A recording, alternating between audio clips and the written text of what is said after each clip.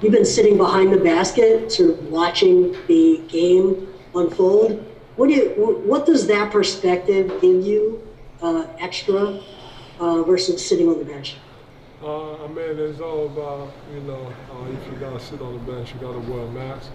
And playing in the game, it's kind of hard to, breathe, and you go to the bench and you gotta wear it. So that area, I guess, is what they call it, I guess, cool down, whatever. And I'm also by myself, and I try to, get back to myself, start thinking about what I can do better.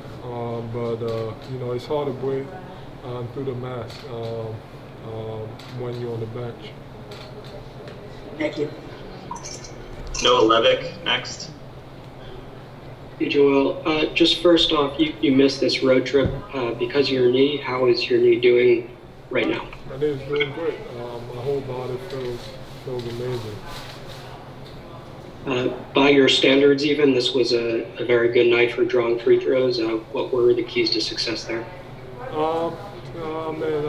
Too many missed free throws. But as a team, we did a good job, especially at the right times. They had that run in the third quarter, and in the fourth quarter, the bench guys that came in, they gave us a spark. Tobias had a great night. Like I said, he's playing at the all-star level, as it should be, and he should be an all-star. Shake was great. Sixth man of the year. Matisse, you can also include him on that, defensive player of the year, and Benny's been. He's still doing a great job getting us together, guarding all the team's best players, doing a great job. Mark Narducci will be next. Go ahead, Mark. Hey, Joel, I just joined, so if you were asked this, I'm sorry, but you really seem to take advantage of their defense inside. It seemed like they had no answer for you every time they went in. How about that? Just being able to dominate them. They don't have great height, and you were able to take advantage. They got some pretty good players. Tristan Thompson, he's been in the league for a long time. He's won it. Daniel Teese, he's a big guy. He's doing a great job. We played a few times against each other, and it's pretty good. Today he shot 10 for 11, and he had a lot of points, way too many points. So on Friday we got to limit that. So it's not about the size. They got pretty good big man. I guess I just did a better job through the double and triple teams on the set. Keith Pompey. What's up, Joe? How you doing? Last time y'all faced them in a real game, it was in the playoffs. They swept y'all. From that point on, you guys just basically went through a whole facelift. And to me, I was looking at this game sort of like, I know both of y'all were missing certain players, but I looked at it as a barometer to see where you guys are. And when you look at it, what did you find out about your team? Obviously, they're missing, a great player in Jason Tatum. We also missing our best shooter. Opens up the floor a lot for us, and it makes the game easier for everybody else as far as driving lanes and knocking down shots. But losing to them, in the playoffs, and them being also first in the East, you want to go out there. You want to play against that competition, and you want to beat them. You want to see what you got, and you want to prepare for the playoffs. And I thought we did a good job. I do too. Just talk about. How do you think you guys? I know you haven't been there yet, but when you look at it and see how you guys are gelling together, when it's all, when you have the majority of your team, how does it make you feel about the future of this squad moving forward?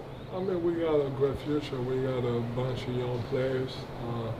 You look at, you start with the top ones, Tobias, Ben, and then you add that to the rookies. You got Maxey, you got, Shake, who's doing a great job. You got, Matisse, who's been amazing. You add that to the vet, you add the vet presence to that too, which I think has helped us a lot. And Dwight, despite what you hear about him in the past. When he came to the team, I could have never thought that whatever I heard was true. Like he's a great teammate, probably one of the best up there that I've ever had. Always great energy, always smiling, uplifting everybody. So we got a great group of guys, and but we still gotta take it to the next level. We got a long way to go. All right, thanks, man. Going to Kyle Newbeck. Hey, Joel. So Marcus Smart did an interview after the game tonight, and he said that he talked about the discrepancy in foul calls, and specifically talked about you saying that you flail a lot and you get calls. So I guess wondering if you have any kind of reaction to that. Marcus Smart just told me that I flail a lot. Come on. I'm sure he knows himself and he knows his game too. He does a lot of that. And I don't think I do. If you watch basketball and if you're a student of the game and if you actually pay attention during the game, we all see it. Like every single foul, I get fouled, and they probably don't call all of them. Now the last one, when there was 3 minutes left, and I went up and that was a foul, and they knew it, but they didn't call it. So there's a lot that they don't call, and there's a lot that they call because you have to. The game is physical. Other teams tend to try to be extra physical against me.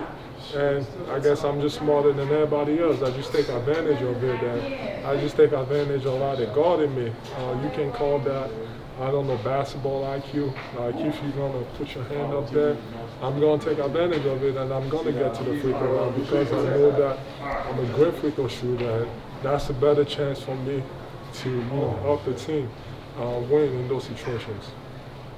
Nice shot. The last question will be Jackson Frank. Go ahead, Jackson.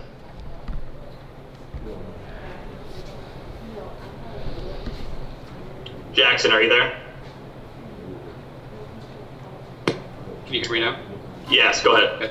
Okay. Hey, Joe, it seems like maybe this year offensively compared to prior years, you're getting the ball in different spots than just kind of the low post, the mid post. I'm curious what kind of freedom it gives you to catch the ball at the elbow, the free throw line, and kind of how that opens up your entire offensive game. It's hard to guard. Teams, that's the double and triple me, even more this year.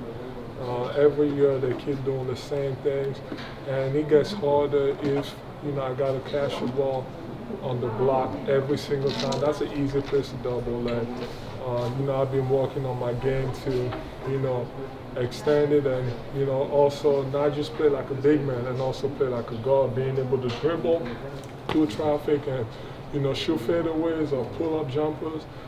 So playing out of delay actions, that's good for me because how you gonna double that? You can't. It's hard to double from the middle of the floor, and if you double, we got way too many good shooters for me to kick it out and make the shot. So there's a lot of freedom. I get to be myself in that offense. It's not just about, okay, let's dump it down to Joe and let him figure it out. Let's see what he can get us. I can attack the game, especially if I know that they're doubling or triple teaming me. I can attack the way in a different style, and I'm just taking advantage of it. And he's been working well, and it's hard to guard.